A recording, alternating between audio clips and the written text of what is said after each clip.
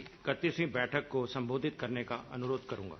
राज्यों के सभी सम्मानित मंत्रीगण, जनप्रतिनिधिगण, chief of defence staff, navy और आर्मी के चीफ्स, सेक्रेटरी ESW, सेंटर और स्टेट्स के सारे सीनियर ऑफिशियल्स, सबसे पहले इस बैठक में मेरी तरफ से भी आप सभी का स्वागत है, अभिनंदन है।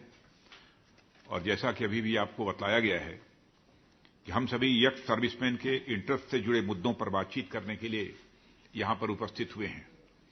वैसे तो हम सभी किसी न किसी फोरम पर मिलते रहते हैं, हमारी बातचीत भी होती रहती है और हमारे यंग सर्विसमैन के वेलफेयर से जुड़े भी काम होते हैं, वे भी सुचारू रूप से चलते ही रहते हैं।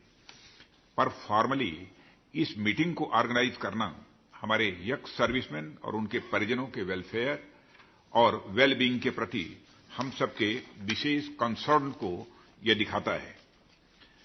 इस तरह के हमारे सम्मिलित प्रयासों से उन वीरों के अंदर अपने और अपने परिजनों के भविष्य के प्रति सुरक्षा की भावना भी पैदा होती है, जो वीर इस देश की सुरक्षा करते हैं। साथियों, किसी भी राष्ट्र के लिए सेनाओं का क्या महत्व होता है, इस पर अधिक बात करने की आवश्यकता मैं नहीं समझता हूं। खासकर हमारे देश भारत के संदर्भ में कहूं तो हमारी सेनाएं केवल बॉर्डर सिक्योरिटी के दृष्टि से ही नहीं, बल्कि उससे अलग भी जब कभी कोई जरूरत होती है तो वे हमेशा पूरी तत्परता के साथ खड़ी मिलती हैं। कहीं बाढ़ आ जाए, तूफान आ जाए या कोई लैंडस्लाइड हो या इस तरह की कोई भी नेचुरल कैलेमिटीज हो, उस सूरत में भी हमारी सेनाएं अपनी बहुत ही महत्वपूर्ण भूमिका का निर्वाह करती हैं। हमारी आर्म्ड फोर्सेस के जवान अपनी कमिटमेंट के कारण देश तो देश के बाहर भी जाने जाते हैं और आज हमारी सेनाएं फर्म कमिटमेंट और डिसिप्लिन का एक बड़ा पर्याय बन चुकी हैं। इसलिए हमारी सेनाओं की जितने भी सराहना की जाए वह कम है। इसी प्रकार हमारे वेटरन्स भी फॉर्मली भले ही सर्विसेज से एग्जिट हो गए हों, पर उनकी देशभक्ति में, उनके जज्बे में और देश सेवा की उनके कमिटमेंट में कहीं भी किसी भी प्रकार की कोई कमी दिखाई नहीं देती है। जब भी देश को जरूरत होती है, बराबर वह अपना योगदान देते हैं। और आप लोगों को याद होगा कि जब हमारा देश कोविड के संकट से गुजर रहा था तो सेनाएं तो देश विदेश में सहायता के लिए जुटी ही थीं। राज्य सैनिक बोर्ड से हमारे वेटरन्स भी बड़ी संख्या में दवाइयों, वेंटिलेटर्स, ऑक्सीजन और अन्य प्रकार की राहत सामग्री के साथ देश के कोने कोने में अपनी बहुत ही महत्वपूर्ण भूमिका का वे निर्वाह कर रहे थे। यह कोई छोटी बात नहीं थी और मुझे बहुत अच्छा लगा था जब मुझे इसके बारे में जानकारी दी गई थी। और इसी तरह के कई ऐसे उदाहरण दिए जा सकते हैं जहां हमारे वेटरन्स राष्ट्र की सेवा में सदैव वह तत्पर दिखाई देते हैं। इन सभी को मैं हमेशा ही नेशनल एसेट के रूप में मानता हूं और देश को अपने एसेट्स पर गर्व है। इन सभी वीरों और उनके परिवार की देखभाल और रीसेटलमेंट को इंश्योर करना यह हमारी एक नेशनल रिस्पांसिबिलिटी है, जिससे ये सभी एक गरिमामय जीवन व्यतीत कर सकें और हमारी सरकार इसके लिए पूरी तरह से कमिटेड है। साथियों, हमारे देश में अनेक प्रकार के प्रोफेशनल्स होते हैं। सभी अपने अपने अनुरूप अपनी क्षमता के अनुसार राष्ट्र की सेवा करते हैं। हमारे देश में ब्यूरोक्रेट्स हैं, डॉक्टर्स हैं, इंजीनियर्स हैं, चार्टर्ड अकाउंटेंट्स हैं, टीचर्स हैं और सभी राष्ट्र की प्रगति में अपना अपना योगदान करते ही हैं। पर आप लोगों ने ध्यान दिया होगा कि इस देश में कितने ऐसे प्रोफेशंस हैं जिसमें यंग प्रोफेशनल्स के वेलफेयर के लिए एक पूरा विभाग ही बनाया गया, जबकि हमारे वेटरन्स बंधुओं के वेलफेयर के लिए रक्षा मंत्रालय में बाकायदा एक डेडिकेटेड डिपार्टमेंट है। यह इस बात का प्रमाण है कि हमारे वेटरन्स के प्रति राष्ट्र की जिम्मेदारी क्या है और राष्ट्र की प्रायोरिटी क्या है, उनके प्रति हमारी चिंता क्या है और वेटरन्स हमारे लिए क्या मायने रखते हैं। और यह देश हमारे सैनिकों और वेटरन्स के प्रति बड़ी कृतज्ञता और सम्मान का भाव भी रखता है।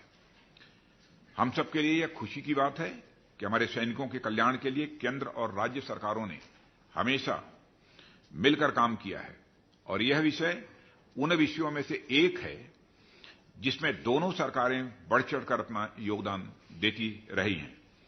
कभी भी हमें यह सुनने को नहीं मिला है जब राज्य सरकारें यह कहें कि यह सब्जेक्ट तो सेंट्रल गवर्नमेंट का है और इसलिए सैनिकों के कल्याण का मुद्दा केंद्र का मुद्दा है, अथवा केंद्र बोले कि सभी राज्य अपने अपने सैनिकों के बारे में चिंता करेंगे, या कोई एक दूसरे को कभी नहीं कहता है। हमेशा से ही दोनों ने सैनिकों के प्रति अपनी जिम्मेदारी बखूबी निभाई है और उनके प्रति अपने कर्तव्य का सुचारू रूप से निर्वहन भी किया है। केंद्रीय सैनिक बोर्ड द्वारा किए जा रहे वेलफेयर वर्क्स कोऑपरेटिव फेडरलिज्म का एक जीता जाता यह उदाहरण है। साथियों, मैं राजनीतिक पार्टियों के बारे में कहना चाहूंगा। सभी राजनीतिक पार्टियां अपनी विचारधारा से ऊपर उठकर हमारी सेनाओं के कल्याण, उनकी सुख सुविधाओं और उनके गरिमामय जीवन जीने के प्रयासों का बराबर समर्थन करती रही हैं। मैं यह नहीं कहता कि सारी राजनीतिक पार्टियां इसमें बहुत महत्वपूर्ण भूमिका का निर्वाह करती हैं, गवर्नमेंट में रहती हैं, निर्वाह भी करती हैं, लेकिन वह इस प्रकार के जो भी इफर्ट्स गवर्नमेंट के द्वारा किए जाते हैं उसकी सभी के द्वारा प्रशंसा की जाती है, उसका समर्थन किया जाता है और ऐसा करना उचित भी है, क्योंकि जब हमारी सेनाएं सीमा पर खड़ी होकर सुरक्षा का कार्य करती हैं तो उस समय वह किसी एक खास राज्य या किसी खास पार्टी या देश के किसी खास समुदाय की सुरक्षा नहीं कर रही होती हैं। और ऐसे में जब हमारे सैनिक सर्विसेज से एग्जिट होकर सोसाइटी में वह वापस आते हैं तो उनका गरिमामय जीवन इंश्योर करना निश्चित रूप से हम सबकी एक ज्वाइंट रिस्पांसिबिलिटी बनती है। साथियों, आप सभी अवगत होंगे कि हमारी सेनाओं को युवा बनाए रखने की आवश्यकता के मद्देनजर हमारे सैनिकों की एक बड़ी संख्या को 35 to 40 ईयर्स की उम्र में ससम्मान सेवा मुक्त कर दिया जाता है। इसका अर्थ यह है कि लगभग 60,000 सैनिक हर साल मौजूदा 34 लाख एक्स सर्विसमैन की संख्या में जुड़ते रहते हैं। प्रतिवर्ष 60,000 एक्स सर्विसमैन के रूप में वो जुड़ते हैं। इसलिए इन पूर्व सैनिकों और उनके परिजनों की देखभाल करना यह हम सबका एक बड़ा दायित्व है। एक्स सर्विसमैन अपने काम में दक्ष होने के साथ साथ ईमानदार और अनुशासन में रहते हुए देश और समाज के लिए वो बराबर कार्य करते हैं।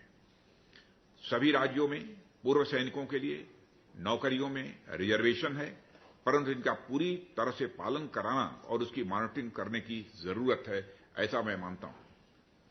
और हम सभी को पता है कि सरकारी नौकरियों की भी एक अपनी सीमा है, इसलिए हमें इन सैनिकों के रीसेटलमेंट के लिए नई योजनाओं और नौकरियों के लिए दूसरी जगहों पर भी प्रयास करने पड़ते हैं।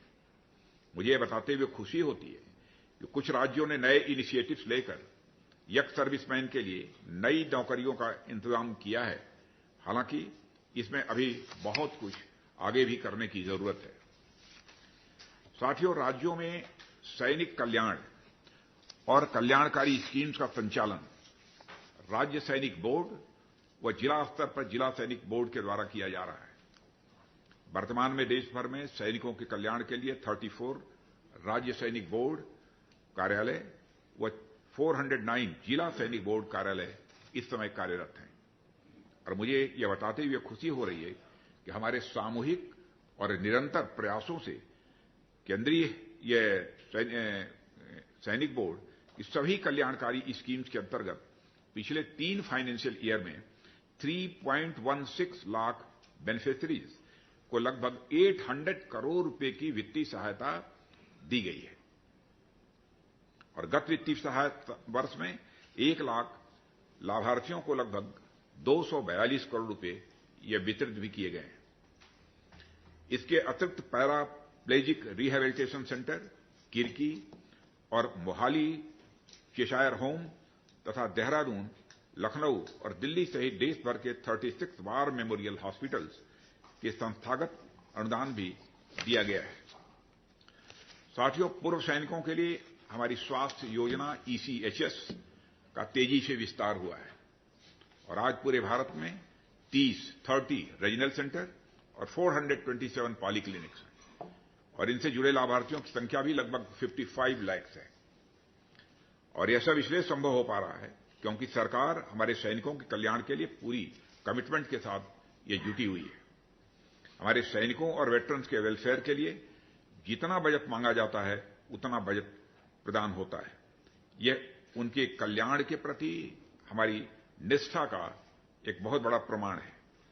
आज मैं बड़े हर्ष के साथ कह सकता हूं कि एक आध स्कीम्स को छोड़कर हमारी किसी भी स्कीम्स में पेंडेंसी नहीं बची है, किसी भी स्कीम्स में पेंडेंसी नहीं बची है। और हमारी पूरी कोशिश है कि स्पेशल आउटरीच अवेयरनेस प्रोग्राम के तहत यंग सर्विसमैन फ्रेटर्निटी को हमारी स्कीम से जोड़ा जाए और सभी स्कीम्स में अप्लाई करने से लेकर डिस्ट्रीब्यूशन तक की कार्यवाही पूरी तरह से ऑटोमेटेड हो। कारपोरेट, खेल, सिनेमा से जुड़े लोग और आमजन हमारे प्रयास से जुड़े, इसके लिए भी अनेक स्पेशल प्रोग्राम्स किए जा रहे हैं। कहने का अर्थ, हम वे सभी प्रयास कर रहे हैं जो हमारे यंग सर्विसमैन और वेटरन के वेलफेयर के लिए महत्व रखते हैं।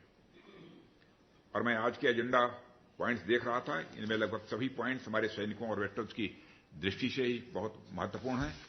और मैं समझता हूं कि इस अवसर पर इससे ज्यादा कुछ कहने की कोई आवश्यकता नहीं है। अब हम लोग यहीं पर एजेंडा के अनुसार अपनी चर्चा प्रारंभ करेंगे। धन्यवाद। चलिए सर, चलिए सर। पहला agenda item veterans day celebration. जैसा कि हम जानते हैं कि 14 जनवरी को आर्म फोर्सेस वेटरन डे 2016 से मनाया जा रहा है। इस दिन भारत के पहले commander in chief field marshal K M. Cariappa अपनी सर्विस से 1953 में रिटायर हुए थे। This day is to commemorate the valour and sacrifice of arm forces veterans. इस साल